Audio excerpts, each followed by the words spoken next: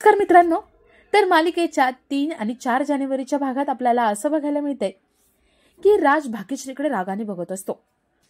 त्याचा मित्र म्हणतो, अरे तर तिचा भाऊ तिथे उभा आहे, असं काही करू नकोस तू. राज म्हणतो, काही होणार नाही, अशा 100 मुलींना मी सरळ करू शकतो. राजला पूर्ण कॉन्फिडन्स असतो की या सायन्स एक्झिबिशनमध्ये तोच जिंकेल आणि भाग्यश्री हरेलच. त्यांचं बोलणं चालू असतं आणि तेवढ्या तिथे वर्ग शिक्षिका येतात. त्या शिक्षिका सगळ्यांना सांगतात की प्रेझेंटेशनची चांगली तयारी करा. त्या एक्झिबिशन बघायला एक मोठे सर येतील, ते बघणार आहे सगळं.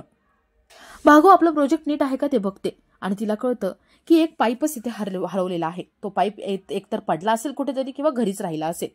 भाग्यश्रीला टेन्शन येतं. तुळजा म्हणते, भागो तू अजिबात टेन्शन घेऊ नको, रिलॅक्स राहा.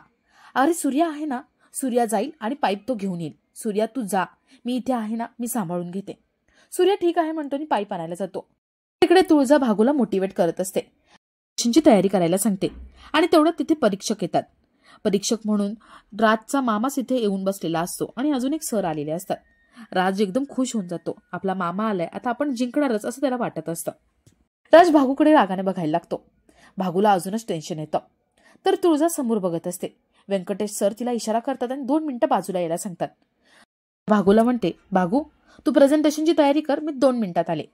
ती बाहेर जाते आणि बाहेर व्यंकटेश सरांना विचारते, काय झालं सर, तुम्ही मला इथे का बोलवलं? सर म्हणतात, त्या दिवशी नाही का अन्नातून विषबाधा झाली होती, त्याबद्दल जरा तुम्हाला सांगायचं होतं. तुझा विचारते, काय झाले नेमकं? सर म्हणतात, मला असं वाटतंय परवा जे काही घडलं ना त्यामध्ये कोणाचा तरी हात असेल. तुळजा विचारते, म्हणजे कोणाचा हात असेल? व्यंकटेश सर म्हणतात, ते सीसीटीव्ही फुटेज. ते पुढे काय बोलणार तेवढ्यात एक टीचर तिथे येते आणि व्यंकटेश सरांना घेऊन आतमध्ये जाते. तुळजा विचार करते. ती म्हणते, सीसीटीव्ही फुटेज, मला पण हेच वाटत होतं. मी सोडणार नाही, ज्याने कोणी हे केलं असेल ना त्याला अजिबात सोडणार नाही. माझ्या सूर्याला खूप त्रास दिलाय ना. तुळजा त्या सीसीटीव्ही फुटेज कुठे आहे त्या रूमपर्यंत जाते, पण त्या रूमला टाळा लावलेला असतो. तुळजा ती रूम उघडण्याचा खूप प्रयत्न करत असते. तर इकडे राज आपल्या मामांना कानात काहीतरी सांगतो. भागूचं प्रोजेक्ट कसं आहे, तिला डिमोटिवेट करायचंय, तिचा कॉन्फिडन्स पूर्ण घालवायचंय, याबद्दल सगळं सांगतो. मामा ठीक आहे म्हणतो आणि शशिकांत भागूकडे येतो. तो भागूला खूप बोलत असतो. हे प्रेझेंटेशन कोणी केलंय, तुझ्या बापाने केलंय का, तुझ्या भावाने केलंय का, असं बोलून दाखवत असतो. भागू उदास होऊन जाते. काय बोलावं तिला काहीच कळत नाही. तर इकडे तुळजा ऑफिसपर्यंत पोहोचलेली असते. ती ऑफिसचा दरवाजा उघडण्याचा प्रयत्न करत असते, पण तिला काही जमत नाही. तर इकडे एक्झिबिशनचे परीक्षक भागूकडे येतात आणि ते भागूला प्रेझेंटेशन द्यायला सांगतात. भागू छान इंग्लिशमध्ये प्रेझेंटेशन देत असते. शशिकांत तिला खूप चिडवायला लागतो. तिचा मोरल डाऊन करून टाकतो. शशिकांत म्हणतो, ए हे असं काय बोलतेस तू इंग्लिशमध्ये, मराठीत शिकतेस ना तू, मराठी भाषेतच बोलायचं. भागू थरथर कापत असते आणि हे सगळं तिच्या मैत्रिणी बघतात. एक मैत्रीण धावत तुळजाकडे येते आणि ती म्हणते, तुळजा वहिनी लवकर चला आतमध्ये. तुळजा विचारते, काय झाले? मैत्रीण आतमध्ये काय चालू आहे हे सगळं सांगते. तुळजा धावत लगेच तिथे आतमध्ये जायला निघते. तर इकडे सूर्य आतमध्ये पोहोचलेला असतो. तो शशिकांतला ओरडतो. तो म्हणतो, लहान मुलीशी कसं बोलावं हे सुद्धा कळत नाही का तुम्हाला? आणि तुम्ही शिक्षक आहात ना इथे, तुम्हाला कळत नाही का? तुम्ही का गप्पा बसलायत? शशिकांत म्हणतो, जे बोलायचं ना ते माझ्याशी बोल. सूर्या म्हणतो, तुमची पात्रता आणि लायकी दोन्ही पण नाहीये, म्हणून मी तुमच्याशी बोलत नाहीये. शशिकांत सूर्यावरती हसायला लागतो. सूर्याला खूप बोलत असतो. तो म्हणतो, अरे इथे बघ जरा, इकडे सगळ्यांचे पालक आलेत, प्रेझेंटेशन ते समजवणार आहेत आणि तू हे प्रोजेक्ट काय ते तरी तुला माहितीये का? आणि तुला एवढं माहिती असेल ना तर समजावून दाखव, काय आहे आम्हाला पण बघायचे. सूर्या थोडासा गप्प होतो. शशिकांताची लायकी काढून दाखवत असतो. त्या प्रोजेक्टला एक पाईप जो राहिला होता तो लावून देतो आणि प्रेझेंटेशन खूप छान पद्धतीने समजावून सांगतो. प्रेझेंटेशनची आणि त्या प्रोजेक्टची सगळी माहिती देत असतो. सगळे टीचर, स्टुडंट सगळेजण सूर्याकडे बघत राहतात आणि तेवढ्यात तिथे तुळजा येते. तुळजा पण हे सगळं बघते. तिला अभिमान वाटत असतो. सगळेजण सूर्यासाठी टाळ्या वाजवतात.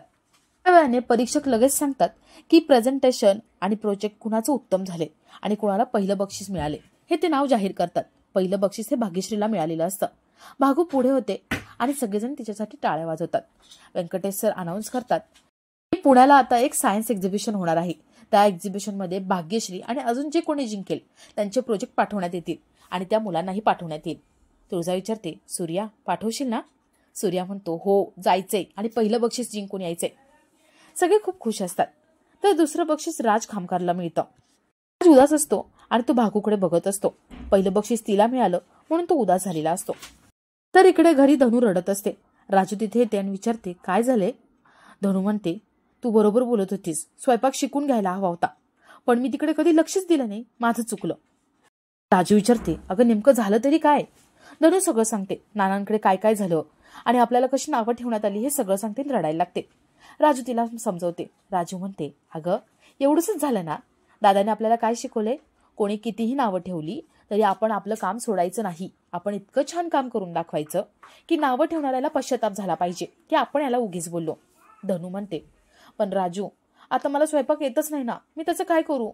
राजू म्हणते, अगं एकदम सोपं आहे, आजपासून तुझं ट्रेनिंग सुरू, उठ चल लवकर. धनू राजू किचनमध्ये जातात. तर इकडे भागू, तुळजा आणि सूर्या घरी जायला निघालेले असतात. भाग्यश्रीच्या मैत्रिणी येतात. भागू आणि मैत्रिणी बोलत असतात. तर सूर्या तुळजाला बाजूला घेतो. तो म्हणतो, तुळजा तू कुठे निघून गेली होतीस? अगं मी आलो म्हणून ठीक आहे, नाहीतर भाग्यश्रीची अवस्था बघितली होतीस ना तू. अगं कुठे निघून गेली होतीस तू? तू होती म्हणून मी निवांत होतो ना, आणि म्हणून मी बाहेर गेलो होतो ना. तुळजा मनात विचार करते. ती म्हणते, आता तुला कसं सांगू रे, मी सीसीटीव्ही फुटेज चेक करायला गेले होते. हे जर तुला सांगितलं तर तू पुन्हा मला ओरडशील, डॅडींच्या विरोधात गेले म्हणून माझ्यावर रागवशील. सूर्या विचारतो, तुळजा काय झाले, कुठे गेली होतीस तू? तुळजा म्हणते, काही नाही रे, मला एका टीचरने बोलवलं होतं. त्यांनी मला सांगितलं मुलांच्या मार्गदर्शनासाठी एखादं लेक्चर घेशील का, म्हणून ते त्याबद्दल बोलत होते. पण अरे बरं झालं मी उशिरा आले, नाहीतर मला कसं कळलं असतं की माझा नवरा इतका हुशार आहे, भल्याभल्यांची बोलती बंद करू शकतो. सूर्या तू स्वतःला दुसऱ्यांच्या नजरेतून का पाहतोस रे? तू स्वतःला कमी लेखत जाऊ नको. अरे आज तू शाळेत गेला नसशील ना तरी तुझ्याकडे लाख मोलाचा अनुभव आहे. माणूस फक्त पैशाने मोठा होत नाही तर आयुष्यात अनुभवाने मोठा होत असतो, आणि तुझ्याकडे लाख मोलाचा अनुभव आहे. तू स्वतःला इतरांपेक्षा कमी समजायचं नाही, समजलं? सूर्या म्हणतो, समजलं. ज्याची बायको इतकी भारी असेल तो स्वतःला काच कमी समजेल? तुळजा म्हणते, हो का? ते दोघं एकमेकांकडे प्रेमाने बघत असतात. आणि आपलाचा हा भाग इथेच संपतो. तर मालिकेच्या 4 जानेवारीच्या भागात आपल्याला असं बघायला मिळतंय की 2-3 दिवसांनी पुण्यात सायन्स एक्झिबिशन असतं, त्यासाठी भागूला जायचं असतं. सगळे टीचर्स मुलांना घेऊन जाणार असतात. सूर्या तिला परवानगी देतो आणि जायला सांगतो. राज त्याच्या मित्रांना म्हणतो, आता ही आली आहे ना, आता तिचा भाऊ किंवा बहिणी तिथे नसणार. आता बघा तिची कशी वाट लावतो ते.